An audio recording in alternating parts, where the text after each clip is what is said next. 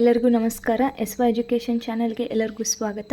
ಇವತ್ತಿನ ತರಗತಿಯಲ್ಲಿ ನಾವು 8ನೇ ತರಗತಿಯ ಅಭ್ಯಾಸ 11.1ರ 2ನೇ ಪ್ರಶ್ನೆಯನ್ನು ನೋಡೋಣ. ಬಣ್ಣದ ದ್ರಾವಣವೊಂದನ್ನು 1 ಭಾಗ ಕೆಂಪು ವರ್ಣದ್ರವ್ಯ ಮತ್ತು 8 ಭಾಗ ಆಧಾರ ದ್ರಾವಕದೊಂದಿಗೆ ಸೇರಿಸಿ ತಯಾರಿಸಲಾಗಿದೆ.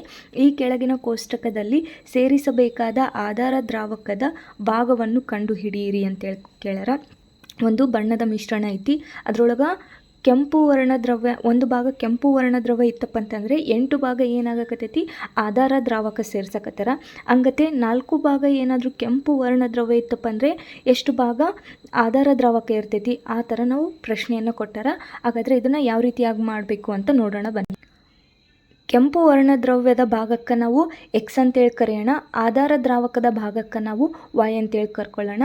1 ಭಾಗ ಕೆಂಪು ವರ್ಣದ್ರವ್ಯ ಇತ್ತಪ್ಪ ಅಂತಂದರೆ 8 ಭಾಗ ಏನಾಗಿರ್ತೈತಿ ಆಧಾರ ದ್ರಾವಕದ ಭಾಗ ಇರ್ತೈತಿ.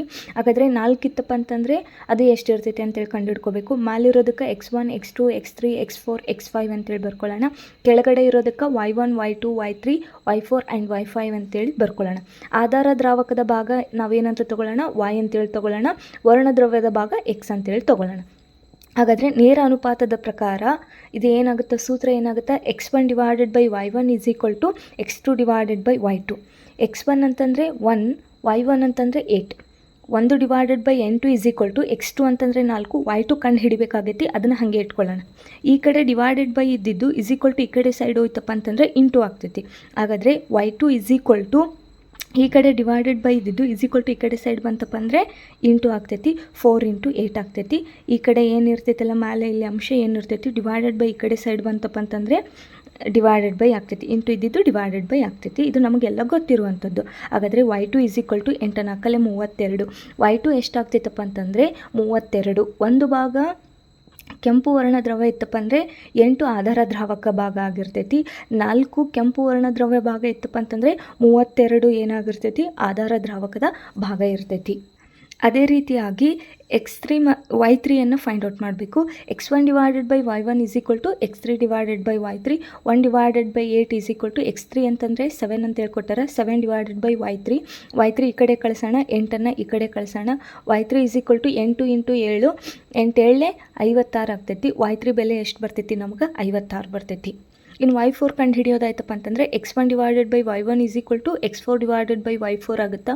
1 divided by 8 is equal to y4 ಅಂತಂದರೆ 12 divided by y4 find out ಮಾಡಬೇಕು. ಅದಕ್ಕೋಸ್ಕರ y4ನ ಹಾಗೆ ಇಟ್ಕೊಳ್ಳೋಣ. y4 ಈ ಕಡೆ ಬಾಗ್ಲೇ ಇದ್ದಿದ್ದು ಈ ಕಡೆ ಸೈಡ್ ಹೋದರೆ ಗುಣಾಕಾರ ಆಗುತ್ತಾ. y4 is equal to 12 into 8, ಈ 8 ಈ ಕಡೆ ಸೈಡ್ ಹೋಗ್ತೈತಿ. ಹಾಗಾದರೆ 12 8 96, y4 ಎಷ್ಟು ಬರ್ತೈತಿ ನಮ್ಗೆ 96 ಬರ್ತೈತಿ.